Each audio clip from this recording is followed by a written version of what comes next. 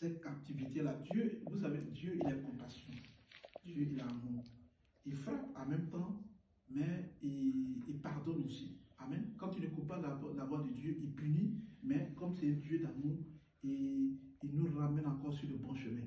Donc, pour que, après avoir puni le peuple de Juda et de Jérusalem, Dieu va permettre leur libération et ils vont revenir sur leur terre natale. Mais, comme je l'ai dit, plusieurs ne vont pas venir, il y a beaucoup qui vont rester. Il y a beaucoup qui vont mourir, mais il y a un faible reste qui va revenir. Alors, Zorobabel va décider de reconstruire, de rebâtir le temple. Comme je l'ai dit ici, le temple ici, ce n'était pas forcément un temple physique, mais c'était de rebâtir et redonner l'amour de Dieu dans le cœur.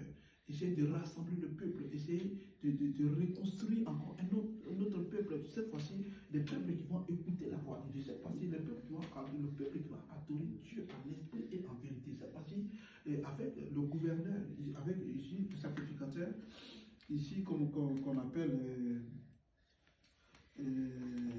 avec le sacrificateur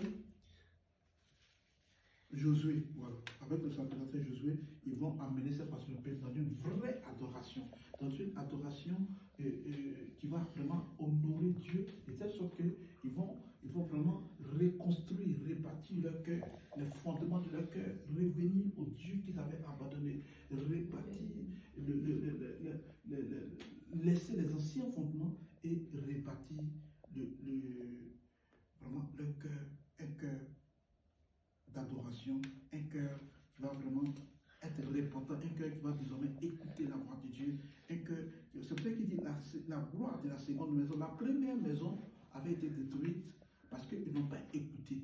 Amen. Leur première habitation avait été détruite parce qu'ils n'ont pas écouté. Et la gloire de la seconde maison, c'était qui? Parce que là, on était dans l'Ancien Testament. L'Ancien Testament, c'était la gloire de Moïse. Donc ici, Dieu est en train de leur dire que la personne qui va venir après, c'est la gloire de la seconde maison.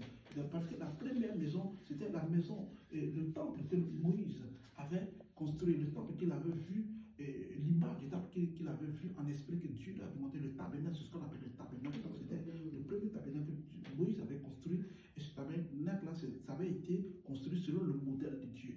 Mais comme je l'ai dit, ce peuple-là va trahir et Dieu va s'en aller. Donc, agir ici c'était une manière de dire que la personne qui va venir après, et nous verrons de quelle personne il s'agit, amen. Donc, les édifices construits par, donc Dieu est grand et aucun temple ne peut le contenir. Donc, 1 Jean dit quoi? 1 Jean 2, 19, 21, Jésus leur répondit, détruisez ce temple, et en 3 jours, je le reconstruirai.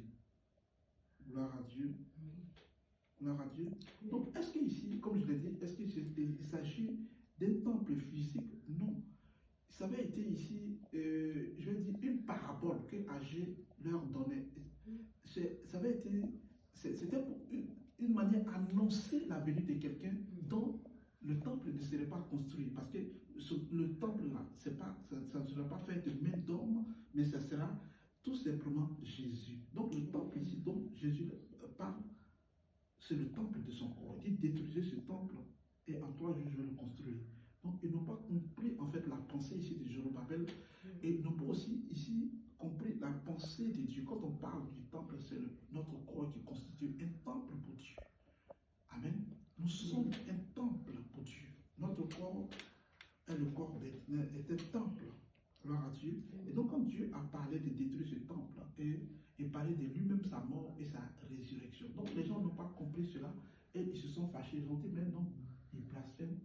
Et tout ça, comment est-ce qu'ils ont mis des années à construire un temple et puis Dieu, Jésus, leur dit de construire le temple, de détruire, et puis lui va le construire en 3 jours. Il parlait de sa mort et de sa résurrection. Parce qu'en réalité, il est mort le premier jour, le deuxième jour et le troisième jour, il est ressuscité. Gloire à Dieu. Donc c'était une parabole en fait. Donc ici, les paraboles étaient vraiment difficiles à comprendre. Ils n'ont pas